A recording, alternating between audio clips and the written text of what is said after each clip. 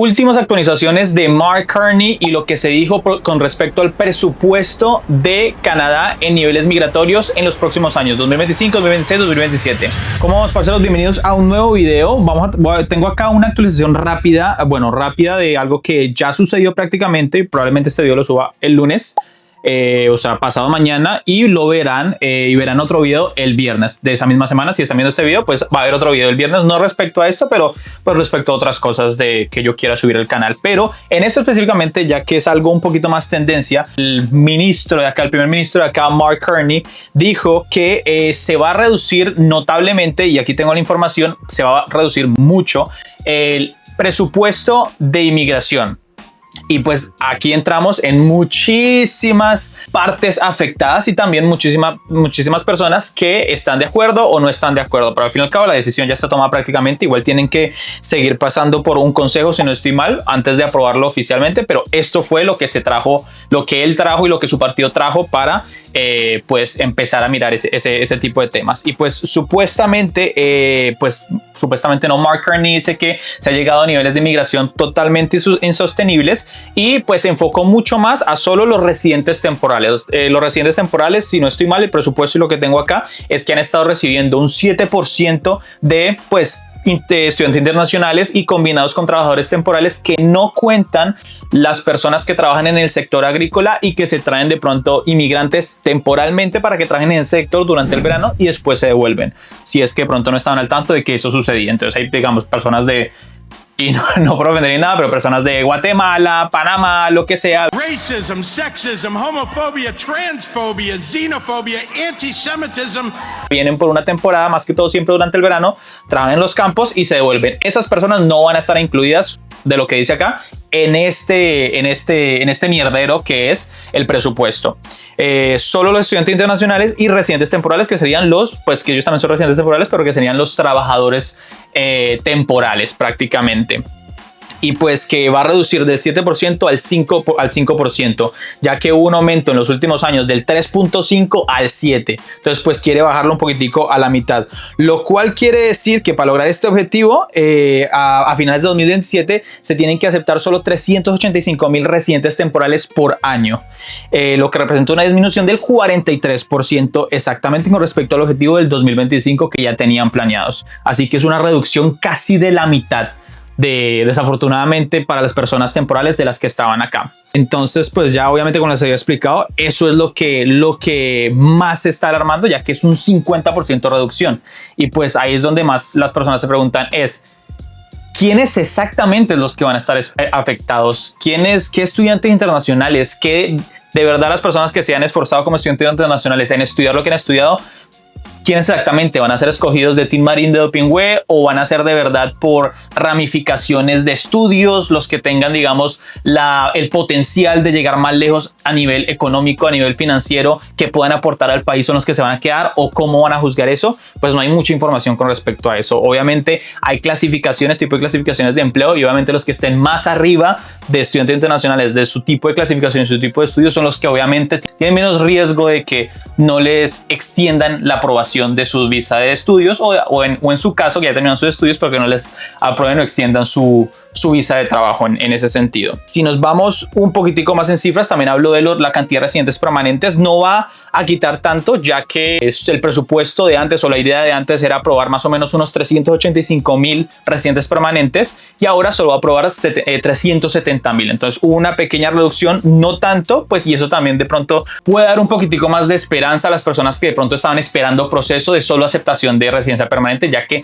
no va a haber un corte tan significativo, lo cual quiere decir que también están pensando las personas que ya terminaron su proceso completo y solo estaban esperando esa aprobación, o ya estaban en proceso casi de tenerla. Entonces eso también puede ayudar un poquitico más a tener un poco más de calma, porque muchísimas personas, y también lo hablé en el video anterior, pues han estado alarmadas porque pues obviamente con todos estos temas de inmigración, yo vivo también en Canadá, nuestro país vecino, Estados Unidos, pues allá es un mierdero totalmente aparte. Se expulsa gente, se ven imágenes de la policía ICE mandando a todos otra vez de vuelta a un avión, encerrándolos, gente llorando, una cosa horrible. Y pues obviamente la gente cuando el señor Mark Carney, que supuestamente era anti-Trump, anuncia, obviamente no dijo exactamente lo que está hablando Estados Unidos, pero anuncia medidas de recortes drásticos de temas de inmigración y pues obviamente echándole la culpa principalmente a los inmigrantes de el problema de la cantidad de apartamentos que hay disponibles para las personas, el problema de vivienda que hay en Canadá en estos momentos, pues es un discurso bastante alineado con Trump en ese sentido. Que no digo que estén de acuerdo o en desacuerdo con el tema del problema de las viviendas que sea de pronto causada por los inmigrantes, como lo dije en el anterior video, que puede influir bastante la cantidad de inmigrantes que Canadá aceptó, por supuesto que sí. Lo que es mi opinión y lo que quería hablar en este video es más que todo que no dice absolutamente nada de las personas refugiadas, y pues eso digamos que creo que es un charco aparte, en ese sentido son procesos apartes, y puede estar de acuerdo, la verdad, puede estar en desacuerdo también, pero específicamente con los estudiantes nacionales, que yo fui estudiante nacional, que yo pasé por ese proceso y solo hasta hace poquito, el año pasado en octubre, pude obtener mi residencia permanente. Bueno, para mí es un hueputa, menos mal, pero para las otras personas es como tantos cambios que hubieron, tanto esfuerzo que se dio y tanta plata que nadie habla, que los estudiantes internacionales pagan por los estudios, que podría decirles y puedo confirmarles que es a niveles de ir a Harvard en Estados Unidos. Por ni siquiera, no es que tú vayas a Harvard, no es que tú pagues eso y vayas a la mejor universidad acá de Canadá o de Quebec en mi caso, no. Vas a una universidad en donde tu matrícula normal, por una persona normal, puede costar $1,000, pero a ti te va a cobrar 20 veces más, y no es una mentira. Si conoces a alguien que es un estudiante internacional que no sea de Francia, porque ellos tienen los mismos derechos que los quebecuaces o de pronto que los canadienses en ese sentido, pero me enfoco más en Quebec, ellos no tienen que pagar esos costos administrativos, pero las otras personas sí tienen que pagar esos costos, y pueden preguntarle.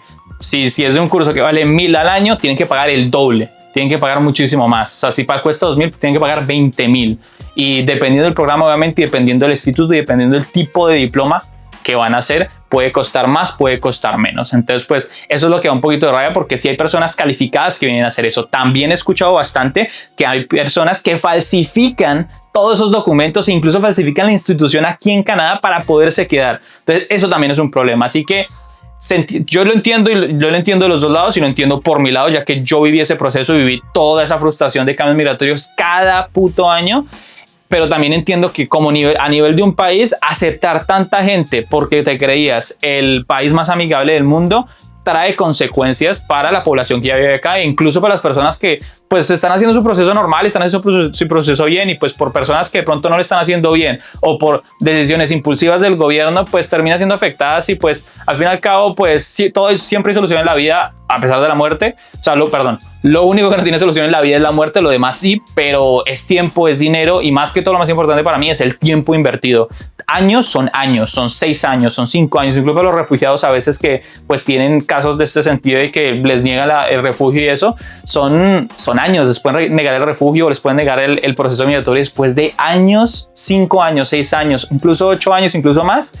Y pues ya ese punto es de verdad un problema de procesos de Canadá, pero que pues afecta a las demás personas. Así que no sé qué piensan ustedes, esa es más o menos mi opinión. Si ustedes piensan igual, déjenme en los comentarios. Si piensan diferente, por favor déjenmelo saber acá, para yo también tener un tipo de pensamiento diferente, un tipo de perspectiva, para también tener eso en cuenta, porque pues mi opinión y mi palabra no es la definitiva, mucho menos, pero si quisiera tener otro tipo de pronto de perspectiva que no estoy viendo, o situaciones que de pronto yo no he escuchado, ya que yo me enfoco mucho pues en lo que yo viví y en el mundo que veo a mi alrededor, no el de los demás. Así que déjenmelo saber, y si les gustó el video, denle like y suscríbanse por favor.